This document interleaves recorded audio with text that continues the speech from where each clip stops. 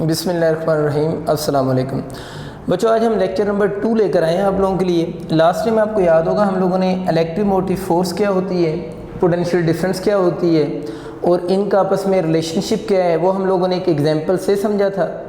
और उसके बाद हम लोगों ने बैटरी की इंटरनल रेजिस्टेंस क्या होती है, वो किस चीज़ पे डिपेंड करती है, ये सारी बातें हम लोगों ने प्रीवियस लेक्चर में डिस्कस कर ली हैं। अगर किसी बच्चे ने इसका प्रीवियस लेक्चर नहीं देखा हुआ जो इलेक्ट्रोमोटिव फोर्स और पोटेंशियल डिफरेंस के ऊपर है, तो पहले आप वो लेक्चर देख लें, उसके बाद आप इस लेक्चर को देखेंगे तो आपको समझ आ जाएगी। आपको याद होगा प्रीवियस लेक्चर में मैंने आपको एक एग्जांपल ये करवाई थी कि यहाँ पर हम लोगों ने एक बैटरी ली थी जिसकी ईएमएफ मैंने बताया था 12 वोल्ट है, और जो इंटरनल जो स्मॉल आर नहीं, यहाँ पर ये बैटरी की इंटरनल रेजिस्टेंस है जो कि इलेक्ट्रोलाइट की वजह से होती है। इसको हम लोगों ने 2 ओम अज्यूम किया था, और जो एक्सटर्नल रजिस्टर था वो आप लोगों ने कितने ओम अज्यूम किया था, 4 ओम। इसकी वजह से आपको याद होगा ये पूरी बैटरी है ना, क्योंकि ये इंटरनल रेजिस्टेंस लास्ट टाइम बताया तो होती तो इस जगह पर है, बिटवीन दी इलेक्ट्रोड्स होती है, लेकिन सिंबॉलिकली हम इसको बाहर शो करते हैं। तो आप लोगों ने फील यही करना है कि है यहाँ पर बिटवीन दी इलेक्ट्रोड्स, और ये जो पॉइंट्स हैं इनको हम बैटरी के टर्मिनल्स बोलते हैं। और हम लोगों ने कहा था कि इस बैटरी जिसकी ईएमएफ ई है, इसकी वजह से सर्किट में करंट जो फ्लो करेगा वो आई करंट होगा, क्योंकि ये सीरीज सर्किट है। तो सीरीज सर्किट में जो करंट फ्लो करता है वो सेम रहता है, तो इस पूरे सर्किट में जो करंट फ्लो करेगा वो आई होगा। और उस वक्त हम लोगों ने देखा था कि इस बैटरी के ये जो टर्मिनल्स हैं ना, इन बैटरीज के जो टर्मिनल्स हैं वहाँ पर जो पोटेंशियल डिफरेंस होगा, इन टर्मिनल्स के ऊपर जो पोटेंशियल डिफरेंस होगा इन ओपन सर्किट, ये मैंने आपको बताया था ना कि potential difference at the terminal of the battery in close circuit.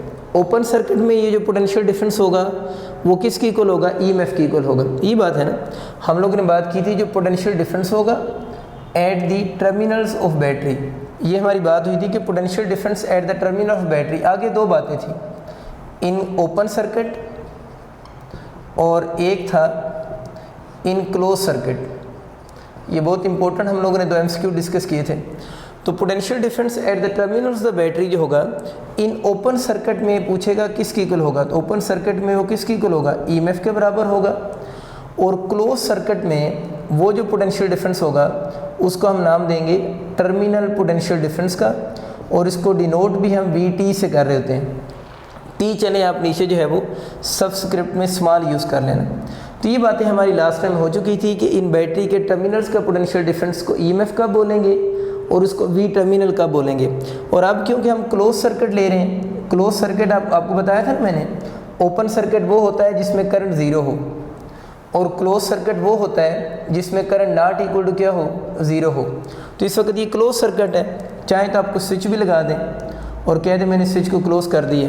तो अब इसके टर्मिनल्स के ऊपर हम लोगों ने जो पोटेंशियल डिफरेंस नोट किया था वो मैंने आपको बताया था किसकी इक्वल होगा, इस एक्सटर्नल पोटेंशियल, एक्सटर्नल जो रजिस्टर है ना उसके पोटेंशियल की इक्वल होगा। और हम लोगों ने उससे अज्यूम किया था कि सर्किट में करंट कितना फ्लो कर रहा है, 2 एम्पेयर।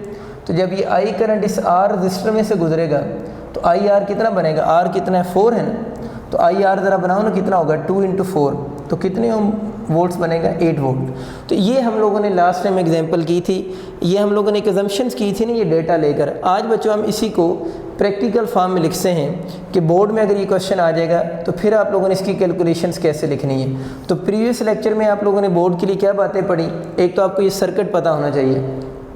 फर्स्ट ऑफ ऑल एक सर्किट एज्यूम करेंगे कि कंसीडर सर्किट जिसके अंदर एक रजिस्टर, एक्सटर्नल रजिस्टर लगा हुआ है जिसकी रेजिस्टेंस R है, एक बैटरी लगी हुई जिसकी ईएमएफ E की इक्वल है, उस बैटरी की इंटरनल रेजिस्टेंस को हम स्मॉल r से शो कर रहे हैं, और जब हम स्विच S को क्लोज करेंगे तो क्योंकि ये सीरीज सर्किट है इसलिए इसमें करंट कितना I फ्लो करेगा। क्लियर होगी बात, ये सर्किट की अजम्पशन होगी। सर्किट की अजम्पशन से पहले आप लोगों ने ईएमएफ की मैंने 2 डेफिनेशन लिखी थी, वो दोनों डेफिनेशन आप ईएमएफ की लिखे होगे, और उसके बाद आप लोगों को मैंने टर्मिनल पोटेंशियल डिफरेंस की डेफिनेशन लिखवाई थी, आप वो लिखेंगे। उसके बाद मैंने इंटरनल रेजिस्टेंस को डिफ़ाइन करवाया था, वो लिखेंगे। ये तीनों डेफिनेशन लिख लेने के बाद और ईएमएफ की यूनिट वगैरह की बात होगी थी, वो भी आप लोग लिख लेंगे। उसके बाद आप लोगों ने किसकी तरफ आना है, कैलकुलेशन की तरफ आना है। और बोर्ड में लिखते हुए आप लोगों ने इस एग्जाम्पल को डिस्कस नहीं करना, ये एग्जाम्पल जस्ट आपकी अंडरस्टैंडिंग के लिए ही थी, ठीक होगी बात। अब अच्छा हम कैलकुलेशन की बात करते हैं। देखें, जैसे हम स्विचेस क्लोज करेंगे हमें पता है इस सर्किट में से करंट आई फ्लो करेगा। अब ज़रा देखिए कि ये जो करंट आई है कितने रजिस्टर में से पास कर रहा है। क्या ये सिर्फ कैपिटल आर में से पास कर रहा है? कैपिटल आर में से तो पास कर ही रहा है, लेकिन जब बैटरी में से गुजरेगा तो ये किस में से पास करेगा? स्मॉल आर में से भी पास करेगा। अब देखें, जो करंट कैपिटल आर में से पास कर रहा है वही करंट स्मॉल आर में से भी पास कर रहा है, क्योंकि इस सर्किट में करंट के फ्लो करने के कितने पाथ हैं? 1 क्लोज पाथ है। तो 1 क्लोज पाथ में हर पॉइंट पे करंट की मैग्नीट्यूड सेम होगी। क्लियर होगी बात? तो इसका मतलब ये हो कि इसमें और इन दोनों में करंट सेम पास कर रहा है। अगर इन दोनों में करंट सेम पास कर रहा है तो इसका मतलब है ये दोनों आपस में सीरीज़ में हैं। तो हम कह सकते हैं capital R and small R in series, कि कैपिटल आर और स्मॉल आर जो होंगे वो सीरीज़ में होंगे। अगर ये सीरीज़ में हैं तो इनकी इक्विवेलेंट रेजिस्टेंस कैसे निकालेंगे? अगर ये दोनों सीरीज़ में हैं तो इक्विवेलेंट रेजिस्टेंस निकालने के लिए हम इन दोनों को सिंपली ऐड कर देंगे कि अगर ये दोनों रजिस्टर आपस में सीरीज़ में है। सीरीज़ में क्यों है? क्योंकि दोनों में करंट सेम है, और ऐसे कोई भी सर्किट के कंपोनेंट्स जिनमें करंट सेम होता है वो आपस में सीरीज़ में होंगे। तो अगर ये दोनों सीरीज़ में हैं तो इन दोनों में जो करंट आपके पास इक्विवेलेंट रेजिस्टेंस बनेगी वो इन दोनों के किससे कैलकुलेट करेंगे? सम से कैलकुलेट करेंगे। अब कुछ बच्चे ये सोच रहे हैं कि सर करंट कैसे सेम है। उनका ये ख्याल है कि जब बैटरी में से यहाँ से चार्ज इंटर होगा, बैटरी आप लोग पढ़ चुके हैं ना, सोर्स ऑफ एनर्जी है, तो बैटरी उस चार्ज को एनर्जी देगी, और जब वो चार्ज यहाँ पर होगा, ये यहाँ पर होगा, तो उसके पास काफ़ी ज़्यादा हाई एनर्जी होगी। जैसे जैसे सर्किट से गुजरता जा रहा है उसकी एनर्जी कम होती जा रही है, और जब यहाँ पहुँचेगा तो एनर्जी बहुत कम होगी। तो आप कैसे कह रहे हैं पूरे सर्किट में करंट सेम होगा? देखिए बच्चे, करंट को हम मेजर किससे करते हैं? अब ये चीज़ नोट करें ना, करंट को हम मेजर करते हैं एमीटर को यूज़ करके। करंट को हम मेजर करते हैं किस चीज़ को यूज़ करके? एमीटर को यूज़ करके। एमीटर हम जिस लूप में लगाते हैं ना, लूप मीन जिस क्लोज पाथ में लगाएंगे, तो एमीटर जो होगा उस लूप का एवरेज करंट आपको बता रहा होता है किसी भी पॉइंट पे। तो एमीटर जो होगा उस लूप का आपको कौन सा करंट बताएगा? एवरेज करंट बता रहा होगा। तो अब ज़रा खुद सोचो, अगर आप एमीटर लगाते हो, आप इस जगह पर एमीटर लगाओ, आप इस जगह पर एमीटर लगाओ, आप इस जगह पर एमीटर लगाओ, एमीटर की तीनों जगहों पर रीडिंग सेम होगी। क्यों सेम होगी? क्योंकि एमीटर ने उस पॉइंट का करंट तो नहीं बताना ना, एमीटर ने तो उस लूप का कौन सा बताना है? एवरेज करंट बताना है, और पूरी लूप में एवरेज करंट तो हर पॉइंट पे सेम होगा। ये बात अब आपको याद रहेगी कि इसीलिए हम बोलते हैं कि सीरीज सर्किट में करंट सेम होता है। सीरीज सर्किट में करंट सेम होने का मतलब ये होता है कि किसी भी पॉइंट पे, इस पॉइंट पे, इस पे, इस पे या इस पे, किसी भी जगह पर एमीटर लगाएं तो एमीटर ने उस सर्किट का एवरेज करंट बताना है, तो एवरेज तो हर पॉइंट पे क्या होगी? सेम होगी। इस कंसेप्ट को कुछ बच्चे और रॉन्ग ट्रीट करते हैं। यूँ समझ लें कि सर्किट का जो करंट था वो 3 एम्पेयर था। कितना था? 3 एम्पेयर था। अब कुछ बच्चे ये सोचते हैं कि अच्छा ठीक है सर, इसका मतलब ये हुआ यहाँ पर हम एक और रजिस्टर भी लगा दें, है तो सीरीज सर्किट ही ना, तो यहाँ पर एक और रजिस्टर भी लगा दें तब भी करंट तो सेम ही रहेगा। देखिए अब भी करंट सेम होगा, लेकिन अब 3 एम्पेयर नहीं होगा, यानी अब भी पूरे सर्किट में करंट सेम ज़रूर होगा, लेकिन 3 एम्पेयर नहीं होगा। बल्कि आप लोगों ने इस सर्किट में पहले 2 रजिस्टर सीरीज़ में लगी हुई थी, अब आप लोगों ने एक और रजिस्टर लगा दिए तो रेजिस्टेंस बढ़ गई है सीरीज़ में। और सीरीज़ में आपके पास आई और आर का तो आपको पता है इन्वर्स रिलेशन होता है ना, जितनी रेजिस्टेंस आप बढ़ाते जाएंगे उतना करंट कम होता जाएगा। तो अब भी पूरे सर्किट में करंट सेम होगा, लेकिन 2 एम्पेयर नहीं होगा बल्कि उससे कम होगा। अज्यूम करंट 2 एम्पेयर होगा, तो इसका मतलब ये कि सीरीज़ में जितनी रेजिस्टेंस ज़्यादा करते जाएंगे करंट हम ये बोलेंगे सेम रहेगा। सेम रहने का ये मतलब नहीं होता कि वो पहले 3 एम्पेयर था तो बाद में भी 3 एम्पेयर होगा। तो अगर रेजिस्टेंस बढ़ाइए तो करंट कम हो जाएगा, यानी 2 एम्पेयर हो जाएगा। तो सेम का फिर क्या मतलब? सेम का मतलब ये है कि इस जगह पर भी 2 एम्पेयर होगा, इधर भी 2 एम्पेयर होगा, इधर भी, और इधर हर जगह पर क्या होगा? 2 एम्पेयर होगा।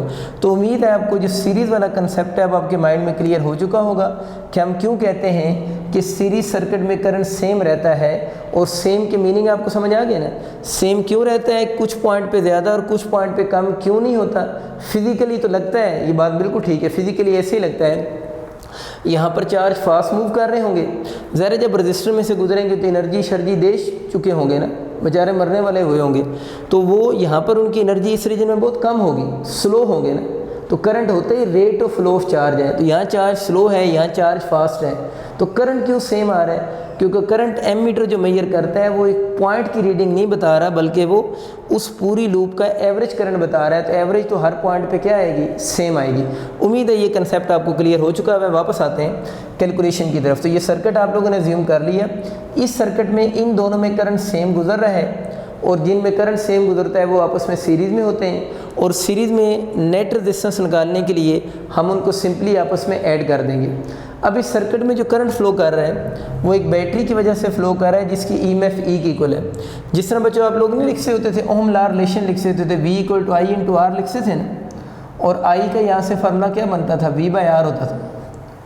आप V = IR लिखते थे और I का फार्मूला V/R होता था। बेसिकली बिल्कुल इसी तरह इस सर्किट के ऊपर यही फार्मूला अप्लाई करो, और इस सर्किट में फ़्लो होने वाला करंट कैलकुलेट करना चाह रहे हैं कि इस सर्किट में I जो फ्लो कर रहा है वो कैसे कैलकुलेट करेंगे। देखिए, जब हम I कैलकुलेट करते हैं तो नीचे हम रेजिस्टेंस लिखते हैं, कौन सी रेजिस्टेंस, जिसमें से करंट पास कर रहा है। तो यहाँ पर करंट क्या सिर्फ कैपिटल R में से पास कर रहा है, तो यहाँ करंट कैपिटल R में से भी पास कर रहा है, और किस में से, स्मॉल r में से भी पास कर रहा है। तो यहाँ पर हम क्या लिखेंगे, कैपिटल R प्लस क्या लिखेंगे, स्मॉल r भी लिखेंगे। वैसे नॉर्मली हम जो है वो बैटरी की इंटरनल रेजिस्टेंस को इग्नोर कर देते हैं। क्यों इग्नोर कर देते हैं, कि उसकी वैल्यू बहुत स्मॉल होती है, लेकिन इस टॉपिक में वो इंटरनल रेजिस्टेंस को इंक्लूड करके टॉपिक पढ़ा रहा है आपको। तो आप लोगों ने दोनों रेजिस्टेंस लिखनी है, एक्सटर्नल भी और इंटरनल भी, और इसके ऊपर फिर हम वोल्टेज की बजाय उस बैटरी की ईएमएफ लिख देंगे। वैसे तो हम नॉर्मली वोल्टेज लिख देते होते हैं, तो इस केस के अंदर हम यहाँ पर बैटरी की ईएमएफ को लिखेंगे। तो आपको आइडिया हो गया इस इक्वेशन का ओरिजिन क्या है, यही फार्मूला इसका ओरिजिन है। और जब आप नीचे बैटरी की इंटरनल रेजिस्टेंस और प्लस एक्सटर्नल रेजिस्टेंस दोनों लिखेंगे, तो फिर आप लोगों ने ऊपर V की बजाय, यानी वोल्टेज के बजाय बैटरी की क्या यूज़ करनी है, ईएमएफ को यूज़ करना है। इस पॉइंट को याद रखेंगे। इस इक्वेशन को थोड़ा सा मैं रीअरेंज करूँ तो ईएमएफ उसी तरह रखेंगे, इंटू R + R हो जाएगा। बहुत सिंपल सी बात है और बहुत इंपॉर्टेंट बातें अब शुरू होने लगी हैं। इसको अगर मैं I को इंसर्ट ले जाऊँ तो IR + I × स्मॉल r हो जाएगा। इसको मैं इक्वेशन 1 का नाम दे रहा हूँ। अगर बच्चों गौर करो आप लोग, तो ये जो IR लिखा हुआ है, IR कौन सा पोटेंशियल डिफरेंस है, I करंट है, R इसके एक्सटर्नल रेजिस्टर की रेजिस्टेंस है। तो IR जो लिखा हुआ है वो बेसिकली पोटेंशियल डिफरेंस है across external resistor. IR is the potential difference across कौन सा है, एक्सटर्नल रेजिस्टर है। और अगर आपको याद हो जो मैंने आपको एग्जांपल समझाई थी, मैंने आपको बताया था कि क्लोज सर्किट है ना ये, क्योंकि सर्किट में करंट फ्लो कर रहा है। क्लोज सर्किट में जो टर्मिनल पोटेंशियल डिफरेंस होता है, यानी इस बैटरी के टर्मिनल्स के ऊपर जो पोटेंशियल होता है वो जो होगा वो एक्सटर्नल पोटेंशियल डिफरेंस के क्या होगा, बराबर होगा। तो आप कह सकते हो कि हम क्योंकि क्लोज सर्किट के लिए पढ़ रहे हैं, किसकी बात हो रही है, क्लोज सर्किट के लिए बात हो रही है। तो IR जो है वैसे तो potential difference across external register है, बट इन क्लोज सर्किट, क्योंकि हम क्लोज सर्किट की बात कर रहे हैं, तो क्लोज सर्किट में आप लोगों ने याद रखना है ये जो VT होता है ना, VT वैसे कौन सा पोटेंशियल डिफरेंस है, बार बार रिपीट कर रहा हूँ, जो बैटरी के टर्मिनल्स के ऊपर होता है क्लोज सर्किट में, उस पोटेंशियल डिफरेंस को हम लोग टर्मिनल पोटेंशियल डिफरेंस कहते हैं। और क्लोज सर्किट में उसको कैसे कैलकुलेट करते हैं, IR के फार्मूला से कैलकुलेट करते हैं। IR के फार्मूला से कैलकुलेट करने का मतलब यह है कि अगर इधर पोटेंशियल डिफरेंस क्लोज सर्किट में 8 वोल्ट होगा तो बैटरी के टर्मिनल्स के ऊपर भी पोटेंशियल 8 वोल्ट ही होगा। जिस तरह इस एग्जांपल में हुआ है, बैटरी की EMF 12 वोल्ट थी, लेकिन इसके टर्मिनल के ऊपर जो पोटेंशियल डिफरेंस था वो 8 वोल्ट था। क्लियर होगी बात। तो ये आपको क्लियर हो गया कि क्लोज सर्किट में, ये बस बात याद रखें कि ये वाला फार्मूला सिर्फ कब वैलिड है, क्लोज सर्किट में V टर्मिनल किसकी इक्वल होगा, IR की इक्वल होगा।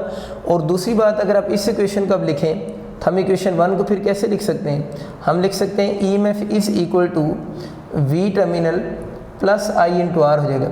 और स्मॉल I × R क्या चीज़ है, स्मॉल I × R बच्चों वो पोटेंशियल डिफरेंस है जो कहाँ पर ड्रॉप हो रहा है, with in the battery drop हो रहा है। तो स्मॉल आर हम कह सकते हैं potential drop with in the battery है।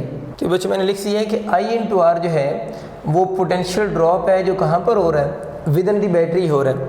और अगर इस एग्जांपल के लिए इसको कैलकुलेट करें आई इंटू स्मॉल आर को, तो करंट हम लोगों ने इसमें 2 एम्पेयर लिया हुआ था, ये भी 2 है, तो वो कितने वोल्ट बनता था, 4 वोल्ट। इसका मतलब ये हुआ कि बैटरी के अंदर भी पोटेंशियल ड्रॉप हो रहा है, और वो इस एग्जांपल के अकॉर्डिंग जो हम लोगों ने ली हुई है इस टॉपिक को समझने के लिए वो 4 वोल्ट होगा।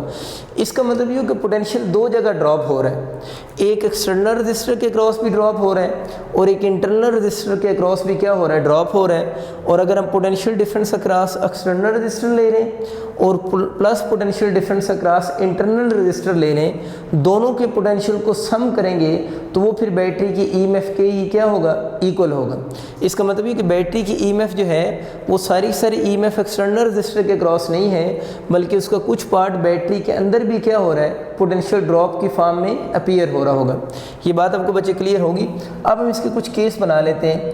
केस 1 हम इसी की समरी लिखते हैं जो भी हम लोगों ने बातें पढ़ी हैं। तो हम कह सकते हैं कि फॉर क्लोज सर्किट, अगर हम क्लोज सर्किट के कुछ पॉइंट्स लिखें, इसको क्लोज सर्किट भी कह सकते हैं, या इसके लिए एक और वर्ड यूज़ होता है, ये जो बैटरी है ना, देखें इस वक्त ये बैटरी की वजह से करंट फ्लो कर रहा है ना। जब बैटरी की वजह से करंट फ्लो करता है तो हम कहते हैं कि उस वक्त जो बैटरी होगी वो डिस्चार्जिंग स्टेट में होगी, या आप यूँ भी कह सकते हैं कि इस केस में बैटरी सप्लाइंग एनर्जी। तो आपके एमसीक्यू में वर्ड यूज़ हो, for close circuit word use हो, या ये वाला वर्ड यूज़ हो जाए कि battery is in discharging state. वो ये वर्ड यूज़ करे कि जो बैटरी है वो किस स्टेट में है, डिस्चार्जिंग स्टेट में है। या ये वाला वर्ड भी यूज़ होता है कि जब बैटरी डिस्चार्जिंग स्टेट में हो ना, battery is supplying energy. Sometime ये वाला वर्ड भी यूज़ होता है कि बैटरी इज़ सप्लाइंग एनर्जी। असल में जब बैटरी डिस्चार्ज हो रही होती है उस वक्त बैटरी एनर्जी ही सप्लाई हो रही होती है। तो ये डिफरेंट वर्ड जो मैंने लिखे हैं एमसीक्यू के लिए लिखे हैं, यानी एमसीक्यू में इनमें से कोई भी वर्ड यूज़ हो सकता है जो हम केस 1 के नीचे बातें लिखेंगे।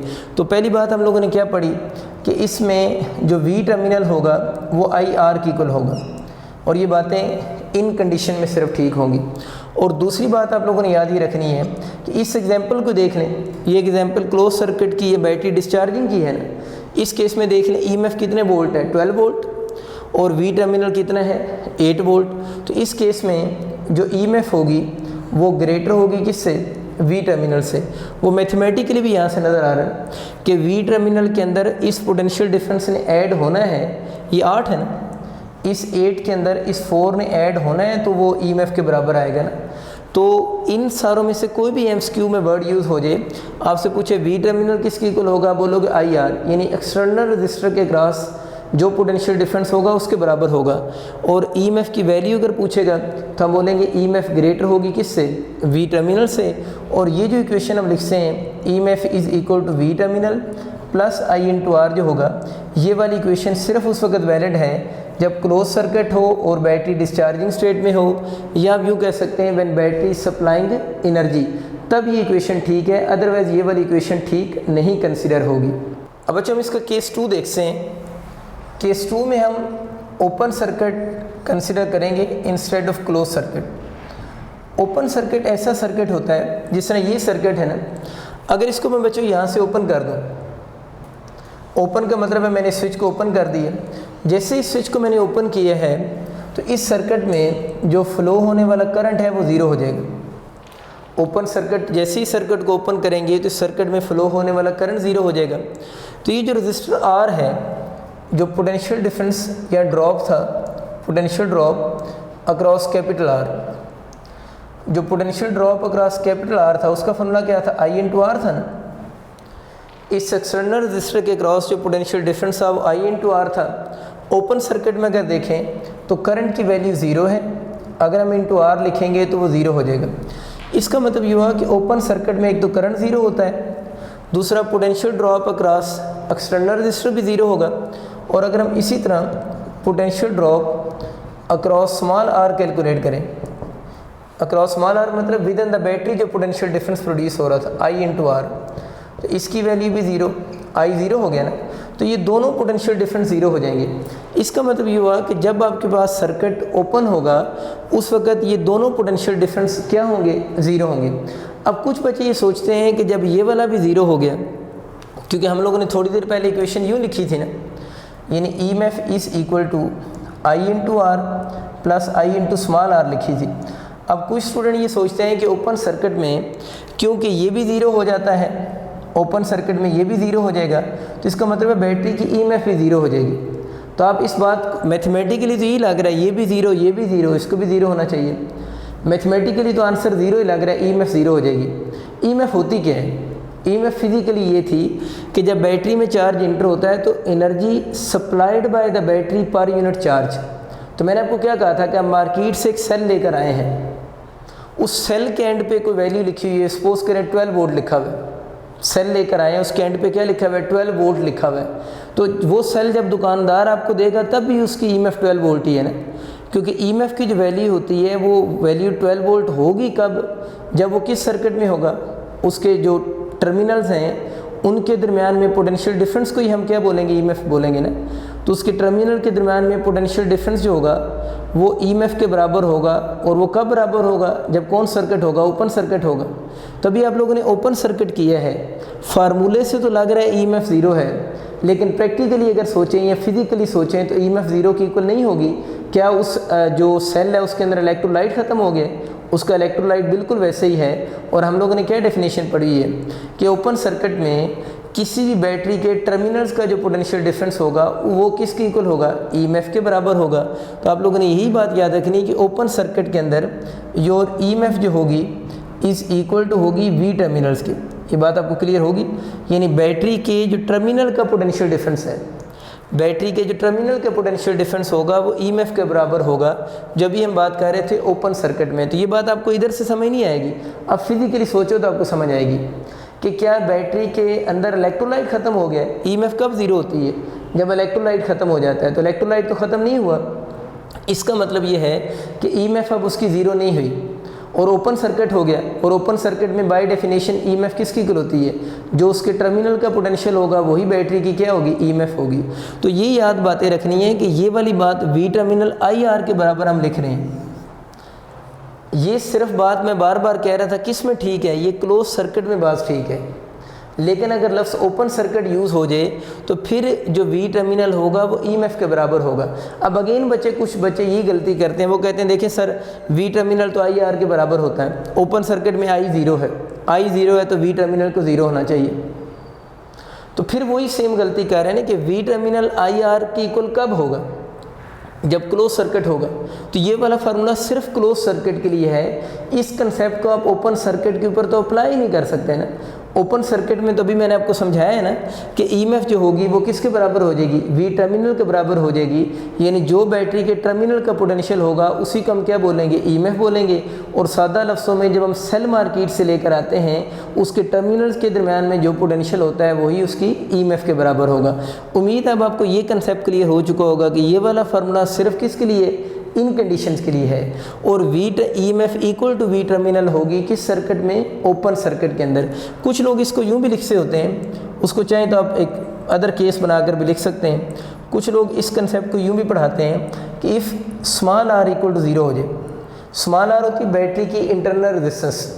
वैसे प्रैक्टिकली अगर बात की जाए तो हम लोगों ने उससे लिखी भी थी कि कोई भी ऐसा सेल या बैटरी नहीं है जिसकी इंटरनल रेजिस्टेंस ज़ीरो हो। तो ये उसने बुक में एक अजम्पशन की हुई है कि अगर किसी सेल या बैटरी की इंटरनल रेजिस्टेंस ज़ीरो हो जाए, तो फिर ज़रा देखें इसी फार्मूले को मैं दोबारा लिखता हूँ। अगर उस किसी सेल या बैटरी की इंटरनल रेजिस्टेंस ज़ीरो हो जाए तो ये फार्मूला लिखा मैंने, V terminal EMF equal to V terminal plus I into R। तो अगर किसी सेल या बैटरी की इंटरनल रेजिस्टेंस स्मॉल r को ज़ीरो पुट कर दें, अगर इस स्मॉल r को ज़ीरो पुट कर दें तो V terminal plus I into zero, तो EMF is equal to V terminal हो जाएगा। तो कुछ लोग इस बात को यूँ भी समझाते हैं कि इंटरनल रेजिस्टेंस ज़ीरो हो जाने से EMF किसकी इक्वल हो जाएगी, V टर्मिनल हो जाएगी। ये भी केस बन सकता है कि अगर, लेकिन ये प्रैक्टिकली बात तो ठीक नहीं है ना। ये बात आप इमेजिन तो कर सकते हैं, प्रैक्टिकली क्यों पॉसिबल नहीं है, क्योंकि किसी सेल या बैटरी की इंटरनल रेजिस्टेंस ज़ीरो नहीं हो सकती। लेकिन एमसीक्यूज़ की हद तक तो बात ठीक है कि अगर इंटरनल रेजिस्टेंस ज़ीरो हो जाए तो फिर भी EMF equal to V terminal होगा। और जो मैंने आपको बात समझाई है कि ओपन सर्किट में EMF equal to V terminal होना, उम्मीद है ये आपको कंसेप्ट क्लियर हो चुका होगा कि जब बेसिकली इस सेल या बैटरी में से करंट ही पास नहीं करेगा। दोबारा एक और मेथड समझा रहा हूँ, जब इस सेल या बैटरी में से करंट ही पास नहीं करेगा तो क्या इस रजिस्टर के अक्रॉस पोटेंशियल ड्रॉप आएगा? देखिए ना यहाँ पर ये कितने वोल्ट थी, 12 वोल्ट। V टर्मिनल कितनी थी, 8 वोल्ट। ये 12 वोल्ट क्लोज सर्किट में 8 वोल्ट V टर्मिनल, कितने का फ़र्क था, 4 वोल्ट का। वो 4 वोल्ट किधर ड्रॉप हो रहा है, इधर ड्रॉप हो रहा है। अब अगर खुद सोचो जब इसमें से करंट ही नहीं गुजरेगा तो क्या बैटरी के अंदर एनर्जी डिसिपेट होगी? बैटरी के अंदर एनर्जी डिसिपेट नहीं होगी। तो जब ये बैटरी के अंदर एनर्जी डिसिपेट नहीं हो रही तो जो बैटरी की EMF होगी उसी को हम क्या बोलेंगे, V टर्मिनल कहेंगे। तो इस बात को आप इस तरह भी याद रख सकते हैं, एक तो वो वाली मैंने अप्रोच आपको बताई है ना, एक इसी अप्रोच को आप यूँ भी समझ सकते हो कि इन दोनों में EMF और V टर्मिनल के आंसर क्यों चेंज आए थे। इसलिए क्योंकि EMF ग्रेटर हुई थी V टर्मिनल से ना। तो क्यों ग्रेटर हुई थी, वो इसकी वजह से ग्रेटर हुई थी ना, क्योंकि कुछ एनर्जी बैटरी के अंदर डिसिपेट हो गई थी और इस टर्मिनल का और इस टर्मिनल का जो पोटेंशियल था वो EMF के बराबर नहीं आ रहा था। तब अगर अंदर एनर्जी डिसिपेट ही ना हो तो फिर क्या होगा, EMF ने बराबर होना है किसके, V टर्मिनल के। तो इस कंसेप्ट को आप इस तरह भी अंडरस्टैंड कर सकते हैं। अब बच्चों हम इसके एक स्पेशल केस की बात करते हैं। हमारी बुक में तो उसने डिस्कस इसको नहीं किया हुआ, आपकी मर्ज़ी है अगर बोर्ड में आ जाए तो आप इस टॉपिक के साथ उस स्पेशल केस को भी लिख सकते हैं। वो स्पेशल केस ये होता है कि if battery is in charging state. मैंने लिखा है बच्चों, if battery is in charging state. जब बैटरी चार्जिंग स्टेट में होती है ना तो आप इसको यूँ भी कह सकते हैं कि then battery is taking energy ना, बैटरी इज़ टेकिंग एनर्जी। उस वक्त बैटरी एनर्जी सप्लाई नहीं कर रही होती, उस वक्त बैटरी खुद एनर्जी ले रही होती है। तो जब बच्चों आप लोगों ने इस बैटरी को चार्ज करना है, सपोज़ करें 12 वोल्ट की बैटरी है, आप इसको चार्ज करना चाह रहे हैं, तो इसको चार्ज करने के लिए हम यहाँ से इस रजिस्टर को रिमूव करवा के इस रजिस्टर की जगह पर कोई एक्सटर्नल वोल्टेज सोर्स लगाएंगे। इसको रिमूव करवा के, रजिस्टर को रिमूव करके उसकी जगह पर क्या लगाएंगे, एक्सटर्नल वोल्टेज सोर्स लगाएंगे। तो ये 12 वोल्ट की बैटरी जिस वोल्टेज सोर्स से चार्ज होगी, ज़ाहिर है वो इससे अगर इस बैटरी से अगर इस वोल्टेज सोर्स की EMF कम हो तो क्या ये चार्ज होगी, बिल्कुल चार्ज ही नहीं होगी। तो अगर आप इस 12 वोल्ट की बैटरी, 12 वोल्ट बार बार इसलिए कह रहा हूँ कि एग्जांपल है ना, आपको थोड़ा याद हो जाएगा। तो इसको अगर आप चार्ज करना चाह रहे हैं तो हम इस रजिस्टर की जगह पर एक बड़ा एक्सटर्नल वोल्टेज सोर्स लगाएंगे जो इस बैटरी को चार्ज करेगा, जो इस बैटरी को चार्ज करेगा, ठीक है। तो अब यूँ समझ लें कि जब हम इस एक्सटर्नल वोल्टेज सोर्स से इस बैटरी को चार्ज करने लगेंगे तो ड्यूरिंग चार्जिंग प्रोसेस क्या होगा, कुछ वोल्टेज इस स्मॉल आर की वजह से डिसिपेट भी होती रहेगी ना, कुछ वोल्टेज इस स्मॉल आर की वजह से डिसिपेट भी होती रहेगी। मैं एक एग्जांपल देता हूँ आपको। सपोज़ करें ये जो एक्सटर्नल वोल्टेज सोर्स आप 12 वोल्ट का यूज़ कर रहे हैं, जनरल से एक एग्जांपल है जैसे आपका कंसेप्ट थोड़ा स्ट्रांग हो जाए। अगर हम इस 12 वोल्ट की बैटरी से इसको 16 वोल्ट की बैटरी से इसको चार्ज करना चाह रहे हैं तो आप ये सोचिएगा कि अगर वही पुरानी एग्जांपल रखें तो 4 वोल्ट तो किधर यूज़ हो जाएगा, उस स्मॉल आर के क्रॉस डिसिपेट हो जाएगा और इस बैटरी को जो वोल्टेज मिलेगी चार्जिंग के लिए वो फिर कितने वोल्ट मिलेगी, 12 वोल्ट ही मिलेगी। इसका मतलब ये हुआ कि यहाँ पर जो एक्सटर्नल वोल्टेज सोर्स का जो पोटेंशियल होगा वो टोटल पोटेंशियल उस बैटरी को प्रोवाइड नहीं होगा, बल्कि उसका कुछ पार्ट उस इंटरनल रेजिस्टेंस में भी यूटिलाइज होगा, जिस तरह मैंने आपको पहले एग्जांपल दी है ना। तो इसी तरह इस एग्जांपल को भी माइंड में बिठा लें कि एग्जांपल 16 ही माइंड में रख लें। 16 दे रहे हैं, कुछ इधर यूटिलाइज होगा और ये पूरे 16 से यूटिलाइज नहीं होगी, बल्कि 16 से लेस से इसने चार्ज होना है। और कितना लेस से चार्ज होना है, जितनी एनर्जी इसके अंदर डिसिपेट होगी। एनर्जी में बोल रहा हूँ, पोटेंशियल क्या होता है, वो energy supplied per unit charge ही तो होता है ना, उसका डिफरेंस नीचे उसको मिलेगा। और इसको इसमें अगर इसको 4 वोल्ट मिल रहा है तो इसको बच्चों यहाँ पर 12 वोल्ट मिलेगा। तो ये आपको आइडिया हो गया। अब हम ये बात करेंगे कि battery is in charging state और बैटरी इज टेकिंग एनर्जी। तब अब ज़रा खुद सोचो, आपको पता है ना, हम इन वायर की रेजिस्टेंस को कंसिडर नहीं करते। ये बड़ी दफ़ा हम लोगों ने बात की, स्विच यहाँ क्लोज ही है, इन वायर की रेजिस्टेंस को हम कंसिडर नहीं करते। अगर स्विच ओपन होगा तो चार्जिंग ही नहीं होगी ना, स्विच क्लोज करेंगे तो चार्जिंग होगी। तो इन वायर की रेजिस्टेंस को तो हम काउंट करते नहीं हैं। तो इस जो एक्सटर्नल वोल्टेज सोर्स होगा फिर हम क्या इमेजिन करेंगे, कहाँ पर लगा हुआ है, बैटरी के टर्मिनल्स के ऊपर लगा हुआ है। तो यहाँ पर इस बैटरी के टर्मिनल्स के ऊपर जो पोटेंशियल डिफरेंस होगा ना, जिसे हम V टर्मिनल कहते हैं, अब यहाँ पर V टर्मिनल के मीनिंग चेंज होंगे।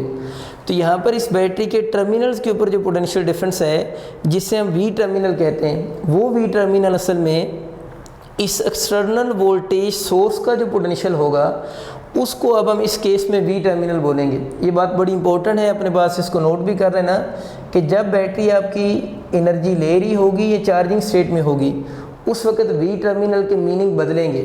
वी टर्मिनल हम कौन सा लेंगे कि इस बैटरी के टर्मिनल्स के ऊपर जो पोटेंशियल होगा वो वी टर्मिनल है, और इस वक्त इस बैटरी के टर्मिनल के ऊपर पोटेंशियल किसके बराबर होगा, इस एक्सटर्नल वोल्टेज सोर्स की वोल्टेज के इक्वल होगा। और इस एग्जांपल के अकॉर्डिंग इस वक्त इस बैटरी के टर्मिनल के ऊपर पोटेंशियल कितने वोल्ट है, 16 वोल्ट है, और जो बैटरी हम चार्ज करना चाह रहे हैं वो कितने वोल्ट की है, 12 वोल्ट की है। तो अब ज़रा खुद सोचो ना, इस केस के अंदर आपका वी टर्मिनल ग्रेटर होगा किससे, ईएमएफ से ग्रेटर होगा।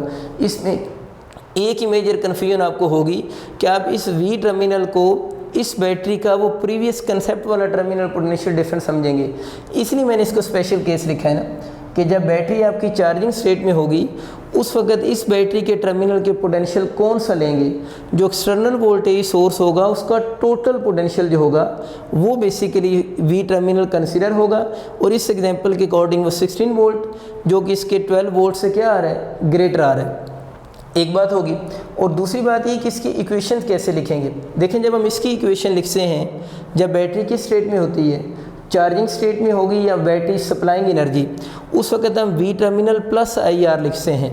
इस केस के अंदर जब इक्वेशन लिखेंगे तो E M F is equal to V terminal minus I into R लिखेंगे ना।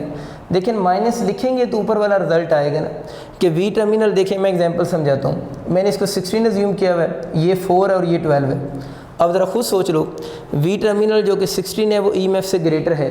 ये कब ग्रेटर होगा, जब फार्मूले में यहाँ पर कौन सा साइन, आप नेगेटिव साइन आप लोगों ने अप्लाई करना है, तब ये चीज़ ग्रेटर होगी। अदरवाइज़ आपके पास अगर यहाँ प्लस लगा दें तो फिर ई एम एफ ग्रेटर आ जाएगी किस चीज़ से, वी टर्मिनल से। अब अच्छा, एक और छोटी सी चीज़ देख लेते हैं। ई एम एफ के बारे में तो मैंने आपको ये बात बताई थी कि ई एम एफ क्या चीज़ होती है, energy supplied by the battery और पर यूनिट चार्ज, यानी energy supplied per unit charge को कहते हैं। ये जो रजिस्टर हम पढ़ रहे हैं ना बच्चों, इस यहाँ पर जो हम लोगों ने पहले रजिस्टर लगाया हुआ था ना, अगर उस रजिस्टर की बात करें तो रजिस्टर में से जब आई करंट गुजरता है तो उसकी वजह से रजिस्टेंस में क्या प्रोड्यूस होता है, पोटेंशियल डिफरेंस प्रोड्यूस होता है। तो पोटेंशियल डिफरेंस अक्रॉस रजिस्टर जो होता है ना, पोटेंशियल डिफरेंस अक्रॉस रजिस्टर जो होता है, उसको कैलकुलेट करने के एक फार्मूला तो आई इंटू आर होता है ना। एक फार्मूला हम उसके लिए भी यूज़ करते हैं, पोटेंशियल डिफरेंस अक्रॉस रजिस्टर के लिए W/Q भी यूज़ करते हैं। यानी पोटेंशियल डिफरेंस अक्रॉस रजिस्टर को IR से भी कैलकुलेट करते हैं और W/Q से भी कैलकुलेट करते हैं। W एनर्जी होती है। तो ये जो रजिस्टर के लिए जब हम फार्मूला लिखेंगे तो रजिस्टर में जो एनर्जी होगी उसको हम एनर्जी सप्लाई कहेंगे, एनर्जी डिसिपेट कहेंगे। उसको हम बोलते हैं एनर्जी डिसिपेटेड पर यूनिट चार्ज। तो ये बच्चों आप लोगों ने एक छोटा सा कंसेप्ट याद रखना है कि जो ईएमएफ होती है वो energy supplied per unit charge होती है। यानी जब बैटरी में से चार्ज गुजरता है तो बैटरी चार्ज को एनर्जी सप्लाई करती है, लेकिन जब रजिस्टर में चार्ज आता है उसके पोटेंशियल ड्रॉप को हम IR लिखते हैं। वो एनर्जी सप्लाइड, यानी IR जो होता है ना, जब भी कभी आप IR पढ़ें, वो energy supplied per unit charge नहीं होगा। IR जो होता है वो असल में एनर्जी डिसिपेटेड पर यूनिट क्या होगा, चार्ज की इक्वल होगा। इसके बारे में भी कभी कभार MCQ आते हैं, मैं कुछ आपको रिवाइज करवा देता हूँ। एक चीज़ आप ये याद रखें कि EMF जो है ना, देखें ना, अगर बैटरी एनर्जी सप्लाई करेगी तो ही एनर्जी डिसिपेट होगी ना। अगर बैटरी एनर्जी सप्लाई ही नहीं कर रही तो क्या एनर्जी डिसिपेट होगी? एनर्जी डिसिपेट नहीं होगी। इसलिए MCQ आता होता है कि EMF is called cause, EMF is called cause and potential difference is called its effect. ये एक आप लोगों ने MCQ के लिए वर्ड याद रखना है कि EMF is called cause, EMF को कॉज कहते हैं, and potential difference is called its effect, potential difference को इफेक्ट कहते हैं। दोबारा समझे, एनर्जी सप्लाई जो होती है पर यूनिट चार्ज वो EMF है, और अगर एनर्जी सप्लाई होगी तो एनर्जी डिसिपेट होगी ना। तो EMF बेसिकली एनर्जी सप्लाई यानी कॉज है, और उसका इफेक्ट क्या होता है, पोटेंशियल डिफरेंस है, जो कि किसको शो करता है, एनर्जी डिसिपेट पर यूनिट चार्ज को शो कर रहा है। इसलिए वर्ड यूज़ होता है कि EMF is called cause and potential difference is called effect का हम उसे नाम देते हैं। फिर आप लोगों ने इसके बारे में एक दो MCQ याद रखने हैं। अगर हम बात करें ना ओपन सर्किट के लिए, जो मैं पहले वैसे रिवाइज़ करवा भी चुका हूँ, दोबारा रिवाइज़ करवा रहा हूँ। ओपन सर्किट में बैटरी की EMF ज़ीरो नहीं होती। EMF तो बैटरी का इलेक्ट्रोलाइट है ना, सर्किट को ओपन करने से उसका इलेक्ट्रोलाइट तो ख़त्म नहीं हो जाता। तो ओपन सर्किट में EMF ज़ीरो नहीं होती, लेकिन पोटेंशियल डिफरेंस जो होता है वो हमेशा ज़ीरो होता है। पोटेंशियल डिफरेंस क्यों ज़ीरो होता है? वो IR होता है। करंट ज़ीरो हो गया ओपन सर्किट में, तो पोटेंशियल डिफरेंस भी किसके इक्वल हो जाएगा? ज़ीरो हो जाएगा। इस तरह अगर आपका MCQ आ जाए क्लोज सर्किट का, ये अब आपको पोटेंशियल डिफरेंस जब मैं सिंपल लिखता हूँ, इसका मतलब potential difference across this register होता है। अगर हम इसी बात को क्लोज सर्किट के लिए बात करें तो क्लोज सर्किट में EMF भी ज़ीरो नहीं होगी और जो पोटेंशियल डिफरेंस है वो भी ज़ीरो की इक्वल नहीं होगा। तो क्लोज सर्किट में जब करंट फ्लो करता है तो दोनों चीज़ें नॉट इक्वल ज़ीरो होती हैं। अगर मैं आपसे ये पूछूं वो कौन सा सर्किट होगा जिसमें EMF इक्वल टू ज़ीरो होगी but potential difference not equal to zero होगा, यानी वो कौन सी सिचुएशन होगी जब EMF ज़ीरो है लेकिन पोटेंशियल डिफरेंस ज़ीरो नहीं है? तो ये चीज़ जो है ये नॉट पॉसिबल होगी। प्रैक्टिकली ऐसा पॉसिबल ही नहीं है कि आपके पास जो है वो EMF ज़ीरो हो जाए और potential difference not equal to zero हो। इसका अक्सर MCQ ये आता है कि तीनों ऑप्शन लिखे होते हैं और पूछता है कि इनमें से कौन सा ऑप्शन पॉसिबल नहीं होगा, तो हम बोलते हैं लास्ट वन जो है EMF का ज़ीरो होना और potential difference not equal to zero होना, ये वाली सिचुएशन कभी भी पॉसिबल नहीं हो सकती। अब अच्छा हम बात करते हैं कि सोर्स ऑफ EMF क्या होते हैं। वैसे अगर बुक के अकॉर्डिंग बात करूं तो आपकी बुक में ये सोर्स ऑफ EMF वाली जो बात है उसने EMF and terminal potential difference को जो लॉन्ग क्वेश्चन है उसी के अंदर ही लिखी हुई है।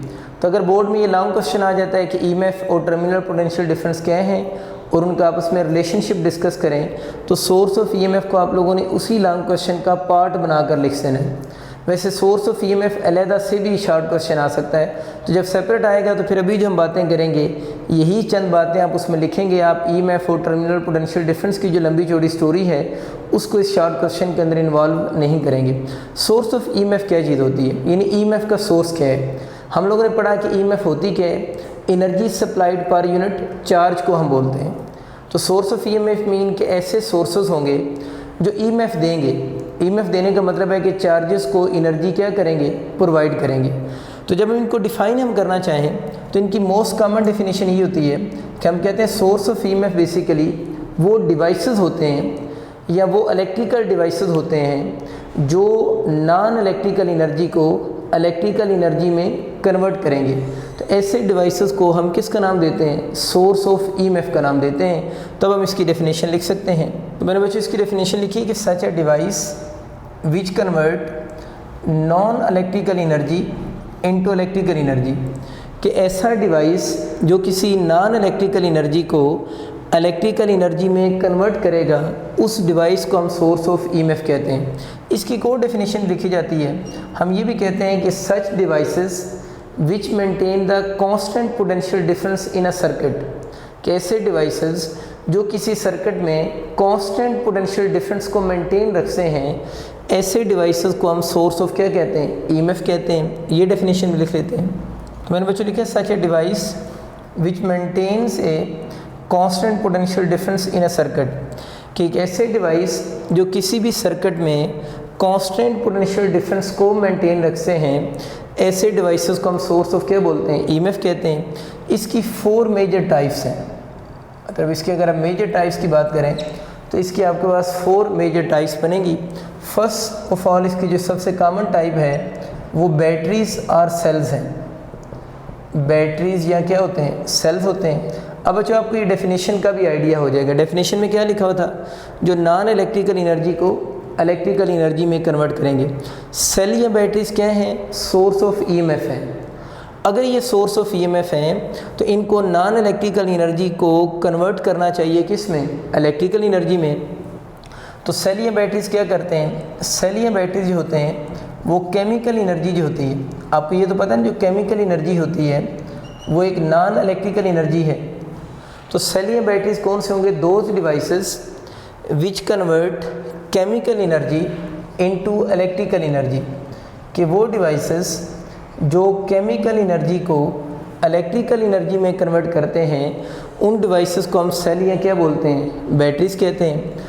दूसरी अगर हम सोर्स ऑफ EMF की बात करें तो इसकी दूसरी टाइप होती है electric generator. Electric generator, electric generator की जो फार्मेशन है वो हम चैप्टर नंबर 15 और 14 में जाके डिटेल से पढ़ेंगे। 14 में काफ़ी लंबी चौड़ी डिस्कशन है। तो इलेक्ट्रिक जनरेटर के बारे में कहते हैं कि एक ऐसा डिवाइस होता है, ये आप लोगों ने 10th क्लास में भी इसके बारे में थोड़ा बहुत पढ़ा हुआ है, कि जो कि मैकेनिकल एनर्जी को, यानी इलेक्ट्रिक जनरेटर एक ऐसा डिवाइस होता है जो मैकेनिकल एनर्जी को कन्वर्ट कर रहा होता है। कैसे कन्वर्ट करेगा वो तो चैप्टर 14 में जब लॉन्ग क्वेश्चन आएगा तो उसको डिटेल से पढ़ेंगे। तो इलेक्ट्रिक जनरेटर एक ऐसा डिवाइस होता है जो मैकेनिकल एनर्जी को कन्वर्ट कर रहा होता है इलेक्ट्रिकल एनर्जी में। तो आप ज़रा देखें कि इस electric generator source of EMF है ना, तो ये भी क्या कर रहा है कि नॉन इलेक्ट्रिकल एनर्जी को कन्वर्ट कर रहा है किस में, इलेक्ट्रिकल में, नॉन इलेक्ट्रिकल को किस में, इलेक्ट्रिकल में। तो इलेक्ट्रिक जनरेटर को भी हमें क्या कहना चाहिए, सोर्स ऑफ ईएमएफ कहना चाहिए। इसी तरह जो third major source of EMF है वो थर्मोकपल है। थर्मोकपल नाम से ज़ाहिर है, थर्म मीन क्या होता है, हीट होता है। थर्मोकपल, थर्म मीन हीट होता है। तो यहाँ से नाम से इससे ज़ाहिर है ये कोई ऐसा इलेक्ट्रिकल डिवाइस होगा जो बच्चों हीट एनर्जी जो होगी ना, ये एक ऐसा डिवाइस है जो हीट एनर्जी को कन्वर्ट कर रहा होगा इलेक्ट्रिकल एनर्जी में। तो ये आप लोगों ने याद रखनी है कि जो थर्मोकपल होता है वो एक ऐसा डिवाइस होता है जो हीट एनर्जी को कन्वर्ट करता है इलेक्ट्रिकल एनर्जी में। और फोर्स जो हमारे कोर्स में लिखा हुआ है उसने रेडिएंट और सोलर सेल के बारे में लिखा हुआ है। रेडिएंट और हम इसको बोलते हैं सोलर सेल्स। रेडिएंट या सोलर सेल्स का बेसिकली फंक्शन क्या होता है, सोलर नाम से ज़ाहिर है सनलाइट के साथ इसका लिंक है। तो ये कर रहे होते हैं कि जो सनलाइट होती है ना, जो सोलर सेल होते हैं वो सनलाइट को डायरेक्टली कन्वर्ट करते हैं। यानी ये जो सोलर सेल्स होते हैं वो सनलाइट को डायरेक्टली कन्वर्ट कर देंगे इनटू इलेक्ट्रिकल एनर्जी। तो बहुत सिंपल सी बात कि सोलर सेल जो होते हैं वो सनलाइट को डायरेक्टली कन्वर्ट करते हैं किस में, इलेक्ट्रिकल एनर्जी में। आप इन चारों को हम क्या बोलते हैं, सोर्स ऑफ ईएमएफ कहते हैं, क्योंकि ये chemical energy, mechanical energy, heat energy और सनलाइट ये सारी किस में कन्वर्ट हो रही हैं, इलेक्ट्रिकल में कन्वर्ट हो रही हैं। और इसके लेफ्ट हैंड साइड पे जितनी भी लिखी हुई वो सारी नॉन इलेक्ट्रिकल एनर्जीज़ हैं और ये सारे डिवाइसेस उनको इलेक्ट्रिकल एनर्जी में कन्वर्ट कर रहे हैं। एक इनका फंक्शन क्या हुआ कि नॉन इलेक्ट्रिकल को इलेक्ट्रिकल एनर्जी में कन्वर्ट करना, और दूसरा जब हम किसी सर्किट में सेल या बैटरी से, तो आप फेमिलियर ही है ना, सेल या बैटरी हम किसी भी सर्किट में लगाते हैं तो उसमें बेसिक हमारा पर्पज़ ये होता है कि जिस सर्किट में हम सेल या बैटरी लगा रहे हैं ये कांस्टेंट पोटेंशियल डिफरेंस को मेंटेन रखे।